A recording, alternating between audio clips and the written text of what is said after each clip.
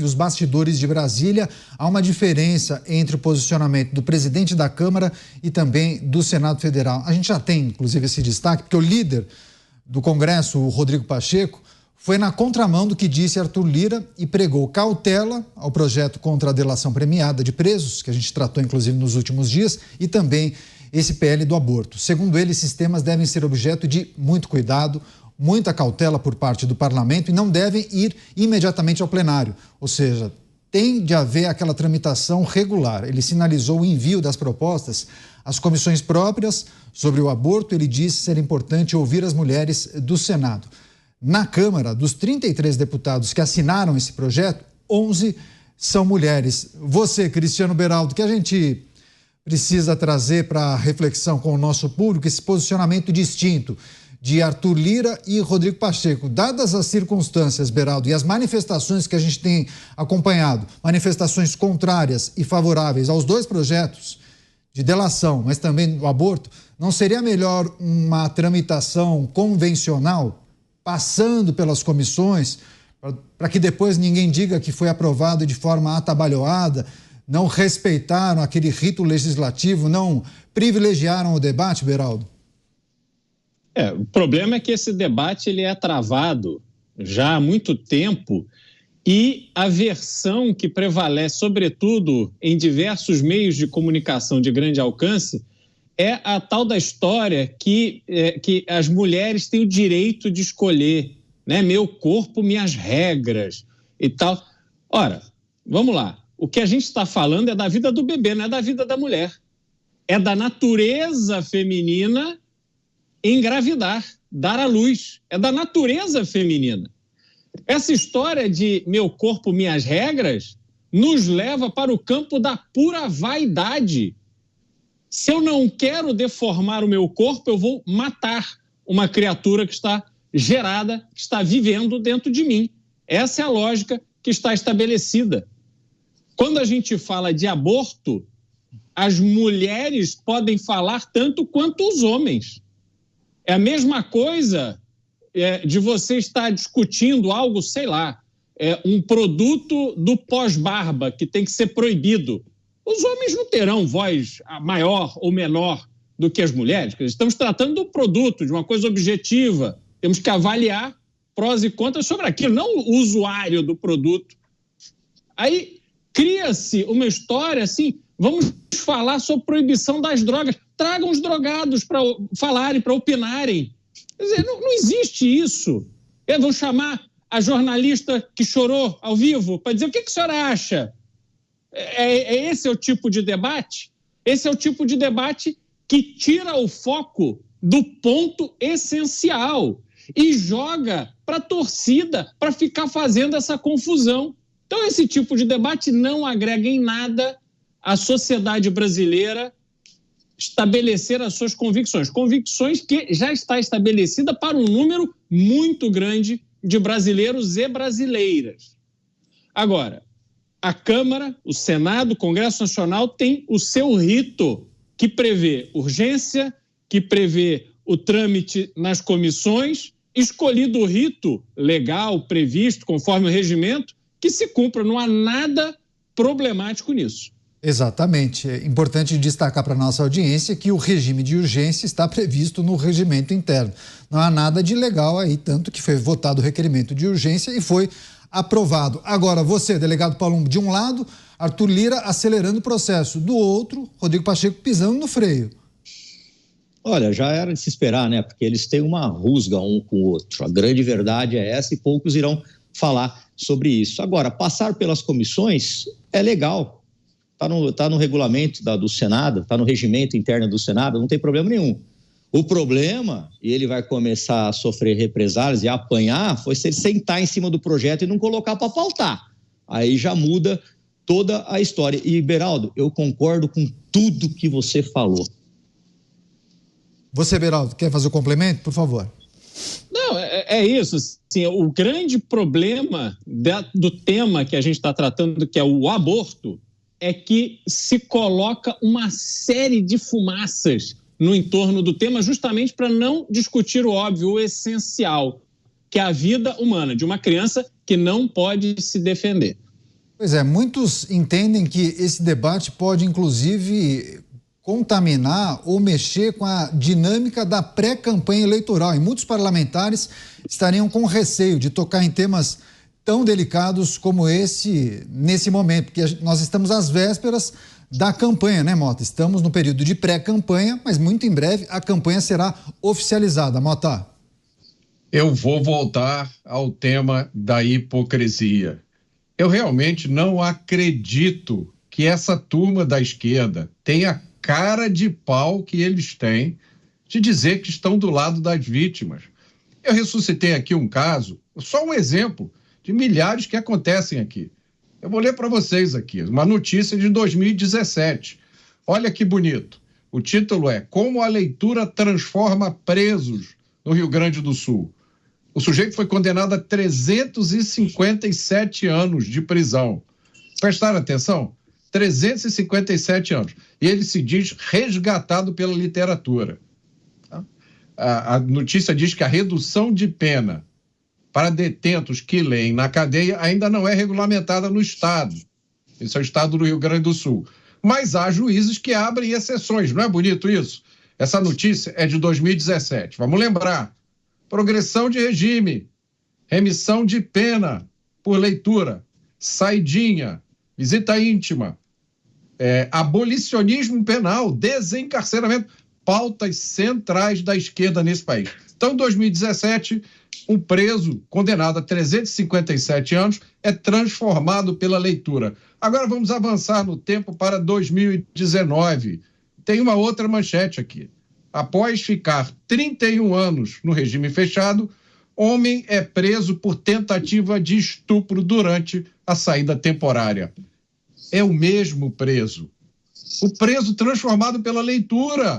Eu não sei o que é que deram para ele ler, né? Que a transformação aconteceu, mas foi transformação para pior. Agora, pessoal da esquerda, como é que vocês podem ter a cara de pau? Tá vendo aí a segunda notícia.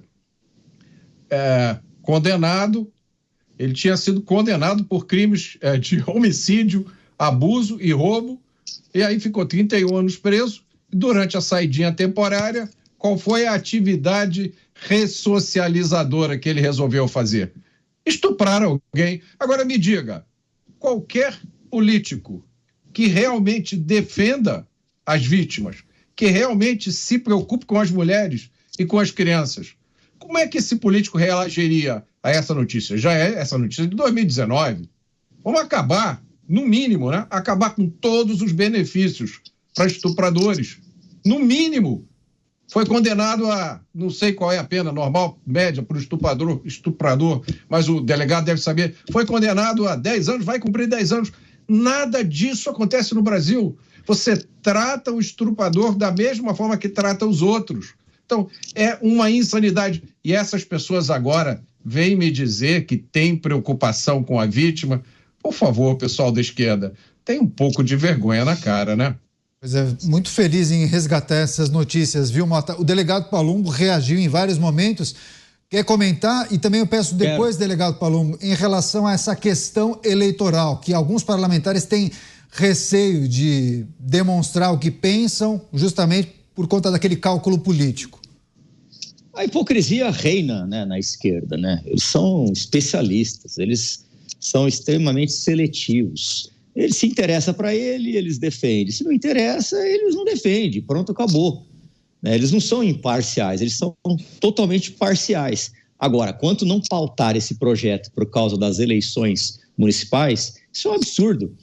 O parlamentar, o deputado, o vereador, o senador, ele tem que se posicionar. Eu sou contra, inclusive, aquelas votação rápida que o presidente fala. Quem concorda, permaneça como está. Aprovado. Sou contra isso. O voto tem que ser registrado para a população saber o que está votando cada deputado. E quem defende isso é porque está com medo de desagradar o seu povo. É igual aumento de político, aumento de salário de político. Pode ver que eles tiver que fazer, já faz no início da legislatura, porque na cabeça deles o povo vai esquecer. No último ano, nas eleições, aí ninguém fala em aumento, porque o povo vai se lembrar. Então, eu acho que é uma covardia sem precedente, com precedente, aliás, né, porque isso é comum. É uma covardia eles não pautarem esse projeto pensando em eleições municipais. Político tem que se posicionar. Deputado, daqui a pouco a gente vai tratar, inclusive, dessa votação sigilosa, né? A votação simbólica. Quero que o senhor explique justamente como funciona esse trâmite e quais são os objetivos dos partidos quando estimulam esse tipo de votação. Daqui a pouquinho a gente trata disso. Só para fechar essa rodada com o Cristiano Beraldo, essa questão que envolve os presidentes das casas e também esse cálculo político feito por alguns parlamentares e partidos por conta das eleições municipais. Beraldo. A hipocrisia é a linha mestra dessa política velha, antiquada, absolutamente inadequada para o mundo que vivemos. E aí a gente percebe que tem um esforço muito grande de várias frentes para manter a nossa política, a política brasileira, tão antiquada como ela sempre foi. Essa história de colocar regras tão duras contra as redes sociais que elas simplesmente tiram dos candidatos que querem voto de opinião, que querem travar debate, tiram a possibilidade de fazer impulsionamento nas redes sociais durante a eleição. São as medidas que vão sendo tomadas e estão sendo tomadas cada vez mais para favorecer esse modelo velho de política que compra o voto, compra o vereador, compra o prefeito. E assim a gente olha ao redor do Brasil, em todos os municípios do Brasil, identifica vereadores e prefeitos que a gente se pergunta como é que esse sujeito está aqui, como é que essa pessoa está aqui e como é que ela é eleita. É eleita assim. A pessoa vota sem a menor consciência do que representa aquele voto. E aí você alimenta essa hipocrisia.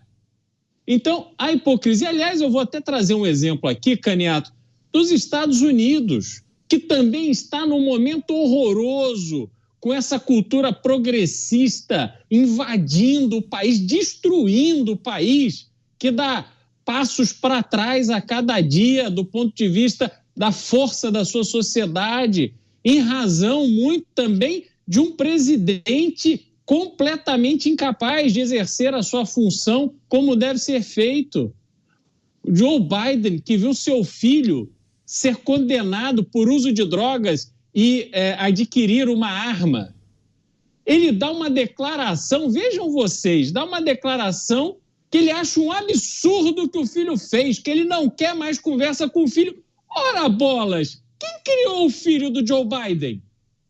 Por que o filho do Joe Biden se tornou essa pessoa, esse drogado que compra armas completamente sem eira nem beira, que está dando golpe nos Estados Unidos para enriquecer? Ele se tornou assim como o Joe Biden. Não tinha pai em casa para ensinar o filho a se comportar, a ser responsável, a ser trabalhador, a ser decente, ter vergonha na cara. Então os políticos vão falando até da sua própria família com uma hipocrisia assustadora.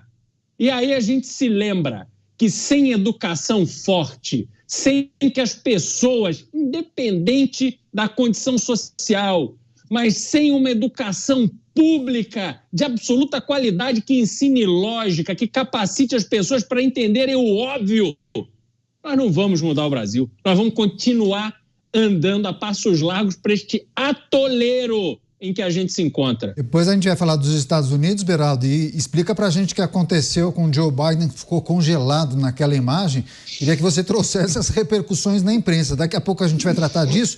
A gente só vai voltar a tratar daquele tema que foi levantado pelo delegado Palumbo, porque informações divulgadas pelo jornal Folha de São Paulo, lideranças do PT na Câmara teriam atuado intensamente para que a votação do requerimento de urgência desse PL do aborto fosse secreta. Essa costura vinha sendo realizada para evitar desgaste do governo, especialmente às vésperas das eleições municipais, como nós comentamos há pouco. Em vez da votação nominal, ou seja, quando os parlamentares se identificam, lideranças do partido pediam que houvesse uma votação simbólica, como ocorreu. Procurado líder do governo na Câmara, José Guimarães, negou que tenha feito qualquer tipo de movimento, qualquer tipo de articulação desse tipo. A principal aposta dos aliados é blindar o presidente Lula e ministros do governo que acreditam em um recuo do próprio presidente Arthur Lira sobre a votação desse tema. Delegado Palumbo, explica para a gente as diferenças entre a votação nominal e essa votação simbólica. Na votação simbólica, não há a identificação do parlamentar que irá votar sobre determinado tema, né? O presidente, então, da comissão ou da casa fala: deputados favoráveis a esse projeto permaneçam como estão. Se ninguém fala absolutamente nada, ele fala aprovado. E aí é a votação simbólica, é isso? Explica pra gente. Você explicou com muita perfeição, é exatamente isso. E é rapidíssimo, viu? Menos de 2, 3 segundos. Aqueles que concordam permanecem como estão, aprovado. Nesse tom de voz. Por quê? Para passar batido. E eles fazem sim esse acordo, porque aí não fica o nome do deputado para o povo pesquisar. O que será que ele votou, hein? Eu sou contra esse tipo de voto. E repito, o político tem que se posicionar. Só queria fazer um parênteses aqui no que o Mota falou. Mota, você falou dos livros. E tem um caso que está muito próximo de mim, que é o do Alexandre Nardoni, que eu trabalhei, no caso, sou amigo da Ana Carolina Oliveira. Ele leu alguns livros e tirou menos 1000 dias. E no tocante à saidinha, nós temos que lembrar que na saidinha de agora, 25 presos em Campinas estavam num prostíbulo, foram mandados de volta para a cadeia. Eles saem para visitar a família ou para ir para um prostíbulo? Então, nesse país aqui tem uma inversão total de valores. Vou passar para o Mota rapidinho, acho que ele vai querer comentar o que o senhor disse, deputado. Vai lá, Mota. É isso, deputado. Eu acho que os legisladores que apoiaram, que criaram uma lei como essa, regra, os juristas, eles certamente esperavam que os presos, quando saíssem da saidinha, fossem permanecer em casa, ou fossem à igreja, né, ou fossem trabalhar em alguma obra social. É difícil saber se isso é excesso de ingenuidade ou de ideologia. Você, Beraldo, deputados preferem a votação simbólica, acabam não se identificando, não se expõem, mas muitas vezes passa um projeto que poderia, inclusive, prejudicá-lo lá na frente, ou ele não quer se prejudicar ou sujar as mãos com determinado tema, então ele fica escondido, fica em cima do muro, né, Beraldo? São as artimanhas do regimento, né? Quem conhece o regimento tem vantagem sobre os demais, porque o regimento tem uma série de oportunidades para que deputados, sobretudo o presidente da Câmara, líderes de partido e tal, consigam fazer ali os seus movimentos, deixando o menor rastro possível. Esse é um dos exemplos. Agora, a população tem que cobrar, porque essa história de deputados do PT que estavam ali querendo que este tema avançasse, na hora de fazer discurso, ficam se colocando a favor do aborto, que tem que liberar geral e tal. E aí? Esse pessoal se posiciona ou não se posiciona? Porque, a princípio, em tese, a militância da esquerda acha que tem um voto firme de opinião, que a esquerda não precisa de voto de esquema de prefeito, de vereador e tal, que eles ali são autossuficientes. E agora, como é que fica, hein? Pois é, agora, delegado Palumbo, a gente tratou dessa questão que envolve os parlamentares, né? No jogo da política costuma funcionar dessa forma, eles evitam se expor quando o tema é muito polêmico. Agora, quando há uma articulação por parte dos parlamentares do partido do presidente da República, isso indica o quê? É um receio de uma nova derrota numa pauta chamada de costumes. A gente tem acompanhado uma série de reveses por parte do Partido dos Trabalhadores no Congresso Nacional, né? Exatamente, porque o presidente ele vai ter que vetar isso aí para agradar o lado dele. E depois esse veto vai ser derrubado. Isso vai acontecer. Eu não tenho dúvida nenhuma que isso vai acontecer. E, olha, se não tem acordo, Caniato, nenhum projeto entra em pauta. Se não tem acordo, meus amigos, nenhum projeto é aprovado em regime de urgência. Se não tem acordo, não tem votação simbólica também não. Então, eles foram coniventes, e agradeço por ele ter sido conivente, porque é um bom projeto, mas, ao mesmo tempo, estão tirando deles da reta.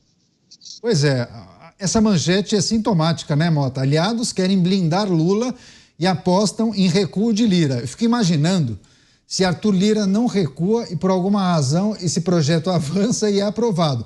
Vai cair para o presidente e aí ele vai ter que se posicionar, né? Vetar ou sancionar. E aí? A gente já viu esse filme outras vezes. Muitas vezes, mas eu acho que o raciocínio das pessoas envolvidas nesses planos infalíveis não chegam tão longe assim, Canhato. O que a gente está vendo é, mais uma vez, a esquerda tentando impor a sua pauta ideológica a qualquer custo. Não é só aborto, é a descriminalização das drogas, a criminalização do armamento civil, a linguagem neutra de gênero e por aí vai. Eu poderia ficar aqui meia hora listando absurdos, maluquices, coisas sem nenhum sentido que a esquerda quer impor de qualquer jeito. A maioria da população rejeita isso e rejeita com muita veemência. Então, a consequência vai ser o seguinte: quanto mais a esquerda forçar essa agenda, mais rejeição ela vai encontrar.